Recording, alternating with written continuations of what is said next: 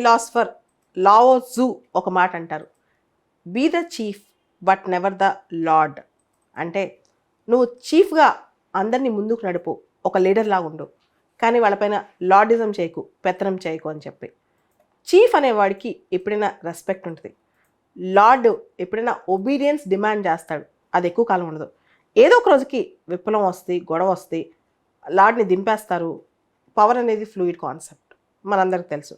అది ఏ పవర్ అయినా, IAS IPS ద్వారా వచ్చిన పవర్ అయినా, పొలిటికల్ పవర్ అయినా, ఇది ఎప్పటికీ శాశ్వతం అయితే కాదు.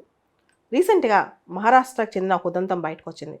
ఒక ట్రైనీ ఐఏఎస్ ఆఫీసర్ తన సొంత కార్కి బీకాన్ లైట్ పెట్టుకోవటం, చాలా ఫెసిలిటీస్ కోరుకోవటం, దాంతోపాటు గవర్నమెంట్ ఆఫ్ మహారాష్ట్ర అని చెప్పి బోర్డు పెట్టుకోవడం కార్కి, ఇలాంటివన్నీ పోకడలు అనమాట. ఇదంతా బ్రిటిష్ లెగసీస్ అని చెప్పొచ్చు. ఇప్పుడు పరిస్థితులు మారిపోయాయి, ఇంటర్నెట్ వచ్చేసింది, సోషల్ మీడియా వచ్చేసింది, ప్రజలన్నీ అబ్జర్వ్ చేస్తున్నారు, వాళ్ళకి అకౌంటబిలిటీ కావాలి. వెస్ట్రన్ సొసైటీస్ చూడండి, రిషి సునాక్ను కూడా ముఖం మీద పెట్టుకుని తిడతారు, వాళ్ళు పారదర్శకతే కోరుకుంటారు ప్రజలు. ఇండియన్ సొసైటీలో కూడా ఇంటర్నెట్ ప్రభావంతో పీపుల్ అదే కోరుకుంటున్నారు. వాళ్ళకి ఎవరైతే పవర్లో ఉన్నారో, ఎవరైతే పవర్ సాధించారో వాళ్ళ దగ్గర నుంచి వీళ్ళకి అకౌంటబిలిటీ కావాలి, అంతేగాని దర్పం కాదు, లార్డిజం కాదు. ఇప్పుడు ప్రభుత్వం అదే అందించాలని చెప్పి అందరూ ఆశిస్తారు కూడా. ఇక్కడ రీసెంట్గా దువ్వూరు సుబ్బారావు గారు ఒక పాడ్కాస్ట్లో చేసిన ప్రస్తావన మనం గుర్తుకు తెచ్చుకోవాలి. ఆయన ఒక కథ చెప్తారు ఆ పాడ్కాస్ట్లో. పాత రోజుల్లో తహసీల్దార్ చాలా చాలా ఇంపార్టెంట్, చాలా ప్రైమ్ పోస్ట్ అనమాట. ఆ రోజుల్లో ఒక తహసీల్దార్ ఉండేవాడంట. ఆయనకి ఫ్యామిలీ లేదు, కుటుంబ వ్యవస్థ, కుటుంబం ఆయనకి లేదనమాట. ఆయన కుక్కను పెంచుకుంటున్నారంట. అందరూ తహసీల్దార్ని మెప్పించడానికి ఆ కుక్కకి గిఫ్ట్లు తెచ్చడం మొదలెట్టారంట. తర్వాత ఒకరోజు కుక్క చచ్చిపోయిందంట. అసలు ఊరు జనం మొత్తం వచ్చారంట. తర్వాత కొన్ని రోజుల తర్వాత తహసీల్దార్ చచ్చిపోయాడంట, కానీ ఒక్కళ్ళు కూడా రాలేదంట. అంటే తహసీల్దార్ని మెప్పించాలని చెప్పి కుక్క కోసం అందరూ వచ్చారు. ఆ తహసీల్దార్తో పని లేనప్పుడు ఎవరు రాలేదన్నమాట. ఆ తహసీల్దార్ లేడు కదా, ఆయనతో పని లేదు. అంటే ప్రజలు కానీ, ఈ అధికారం కానీ, ఇదంతా ఏంటి తెలుసా? ఇదంతా మనం అధికారంలో, పదవిలో, ఆ పర్టికులర్ పోస్ట్లో ఉన్నంత వరకే. ఆ తర్వాత మనల్ని ఎవరు గుర్తుపెట్టుకోరు. ఇది నేను పర్సనల్గా చూశాను. నేను ఫస్ట్ జాబ్లో జాయిన్ అయినప్పుడు నాకు ఒక బాస్ ఉండేవాడు. తను ఆఫీస్లోకి రాగానే చాలా కమాండ్ చేసేవాడు. ఎంత కమాండ్ ఉండేదంటే ఆయన చూస్తే అందరూ భయపడేవాళ్ళు. చాలా స్ట్రిక్ట్ అనమాట ఆయన.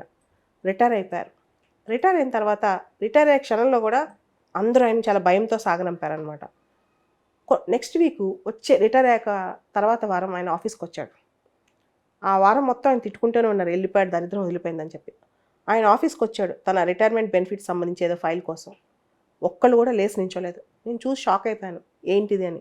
అప్పుడు అర్థమైంది, అధికారం ఆ పొజిషన్లో, ఆ పోస్ట్లో ఉన్న టైంలోనే అక్కడ మనకు వచ్చే రెస్పెక్ట్ని. ఇలాంటి అధికారం చూసి భంగపడటం, ఇలాంటి అధికారం చూసి భ్రమపడటం, హుకుములు జారీ చేయటం, డిక్టేట్ చేయటం, దాన్ని చూసుకుని మనం కళ్ళు నెత్తికెక్కించుకోవడం, ఇది చాలా తప్పవద్దు అనమాట. అందుకే అంటారు, be the chief but never the lord. అంటే ఒక కెప్టెన్ లాగా టీంని ముందుకు తీసుకెళ్ళు, అందరినీ బ్యాలెన్స్ చేస్తూ గోల్ కోసం వాళ్ళు ముందుకు తీసుకెళ్ళు, అంతేగాని పెత్తనం చేయొద్దు. ఆఫ్టర్ ఆల్ ఎవరు వర్క్ చేసినా ట్యాక్స్ పేయర్స్ మనీ కోసం వర్క్ చేస్తారు, ఆ మనీని కాపాడటానికే వర్క్ చేస్తారు. So you are accountable to citizens of India ఎవరికైనా. కానీ వెస్ట్రన్ సొసైటీస్లో చూడండి, చాలా మార్పు ఆల్రెడీ వచ్చేసింది. ఒకసారి ఒక వీడియో చూస్తున్నాను నేను అనమాట. ఆస్ట్రేలియన్ ప్రైమ్ మినిస్టర్ని కామన్ మ్యాన్ వాళ్ళ ఇంటి ముందుకు వచ్చి గడ్డి తొక్కి మాట్లాడుతుంటే, నువ్వెవరివి నా గడ్డి పాడు చేస్తున్నావు, వెళ్ళిపో అని చెప్పి ప్రైమ్ మినిస్టర్ అంటాడు కామన్ మ్యాన్ అనమాట. అలాంటి రోజులు ఇండియాలో దూరంలో లేవు. చాలా మార్పు వచ్చేస్తుంది, జెన్జీ వచ్చేసింది. వీళ్ళు ఎవ్రీథింగ్ అన్నీ అబ్జర్వ్ చేస్తున్నారు. They expect accountability, they expect transparency, question చేస్తారు. బ్యూరోక్రాట్స్ న్యూ అరిస్టోక్రటిక్ క్లాస్ లాగా బిహేవ్ చేస్తే ఎవరు టాలరేట్ చేయరు. ఎందుకంటే సొసైటీ మారిపోయింది, సోషల్ మీడియా వచ్చేసింది, ఇంటర్నెట్ వచ్చేసింది, ప్రజలకు హక్కులు తెలుసు, ప్రతి విషయం బయటకు వస్తుంది. లాస్ట్ ఇయర్ ఢిల్లీలో కూడా ఒక ఉదంతం జరిగింది.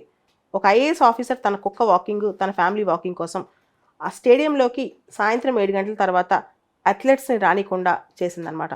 దీని మీద చాలా పెద్ద ఇష్యూ అయిపోయింది. మొత్తం ఆఫీసర్ని, వాళ్ళ హస్బెండ్ అందరినీ ట్రాన్స్ఫర్ చేశారనమాట. అంటే నువ్వు ఒక పబ్లిక్ సర్వెంట్గా ఉన్నప్పుడు ఇంకా నువ్వు ట్రాన్స్పరెంట్గా ఉండి ఇంకా అందరికీ హెల్ప్ చేయాలి, కానీ నువ్వే ప్రజల్ని ఒక లార్డ్ లాగా ట్రీట్ చేసి, ప్లేయర్స్ ఒక లార్డ్ లాగా ట్రీట్ చేసి వాళ్ళని బయటకు పంపించడం రైట్ కాదు. ఇట్లాంటి ఉదంతాలు ఇప్పుడు చాలా బయటకు వస్తున్నాయి. ముఖ్యంగా సోషల్ మీడియా ప్రభావం ఎక్కువగా ఉంది వీటి మీద.